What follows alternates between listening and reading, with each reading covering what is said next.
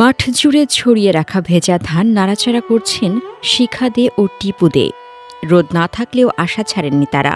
যতটুকু সম্ভব ধান শুকিয়ে বাঁচানোর চেষ্টা চলছে।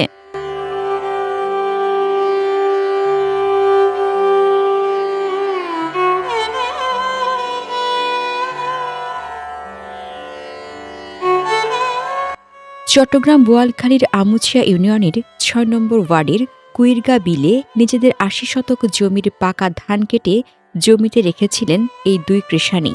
কিন্তু হঠাৎ কালবৈশাখীর ঝড় ও টানা বৃষ্টিতে সেই ধান ভিজে যায়। পরে ৬ জন শ্রমিককে ১,০০০ টাকা করে পারিশ্রমিক দিয়ে ধান ঘরে তুললেও এখন ভেজা ধান শুকনো নিয়েই তাদের সবচেয়ে বড় দুশ্চিন্তা।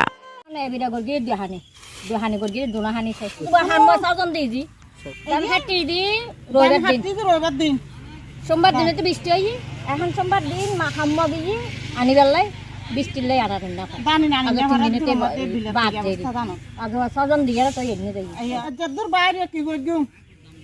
শুধু শিখা টিপু নন, একই চিত্র পুরো বোয়ালখালী জুড়েই। কালবৈশাখীর ঝড় ও টানা বৃষ্টিতে উপজেলার বিভিন্ন এলাকার পাকা বোরো ধান ক্ষতিগ্রস্ত হয়েছে।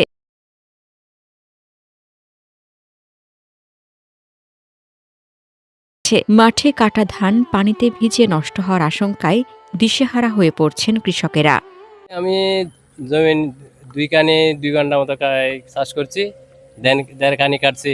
জ্বরে আমার 1.5 কানি ধান কাটা ধান এবং পানিতে ডুবে গেছে, পরে বীজে এবং ধান গ্যাস হয়ে গেছে এবং আমার এই অনেক পানিতে শুকাই গেছে এবং মেশিনে লতে পারতেছি না, পানি ডুবে গেছে, অনেক ধান ঝরে যাচ্ছে। বৃষ্টির আগে এগুলো যদি কাটতে পারতাম তখন তো 120-এর উপরে যেত, আর এখন তো 100-এর নিচে থাকবে। প্রায় ৮০,০০০ টাকা খরচ করে নাগাডা বিলে ১২০ শতক জমিতে ধান চাষ করেছিলেন অবসরপ্রাপ্ত শিক্ষক স্বপন কান্তি বড়ুয়া। মৌসুমের শেষে এসে হঠাৎ ঝড় বৃষ্টিতে তার সোনালী স্বপ্নই এখন কাদায় মিশে গেছে। খেতে থাকা পাকা ধান প্রায় নষ্ট হয়ে পড়েছে তার। নাগাড়া বিলে 3খানি চাষ করেছি, ওইখানে বড় আশা করে করছিলাম, পোকায়ও কাটছে, আবার শেষ পর্যন্ত এই বৃষ্টিতে একদম শেষ, মানে 3খানিতে আর 50 ধান কেটে নেওয়ার মতো আর সামর্থ্য নেই। এই বিষয়ে তো সহযোগিতা ছাড়া উপায় নেই, নাহলে আমরা আর জীবনেও চাষ করবো না।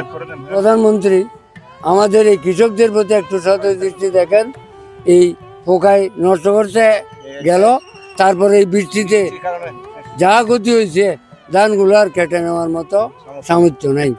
একই চিত্র দেখা যায় উপজেলার কর্ণফুলী নদীর তীরবর্তী চর খিজিরপুর, পশ্চিম গোমদণ্ডী, পশ্চিম শাকপুরা, পোপাদিয়া, সরোয়াতলী, শ্রীপুর খরণদ্বীপ, আমুচিয়া ও করলডেঙ্গা সহ বিভিন্ন নিচু এলাকায়। উপজেলার কৃষি কর্মকর্তা কৃষিবিদ শাহানুর ইসলাম বলেন, টানা বৃষ্টিতে প্রায় ৫৫ হেক্টর জমির ধান পানিতে তলিয়ে গেছে, যার মধ্যে ১০ হেক্টর আংশিকভাবে ক্ষতিগ্রস্ত হয়েছে।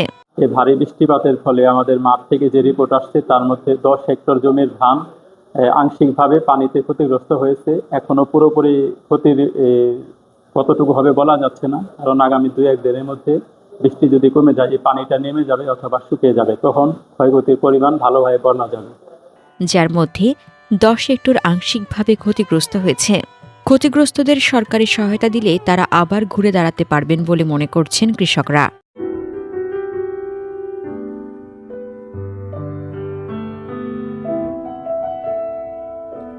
For more updates, subscribe to our channel, click the show links and enjoy watching the videos.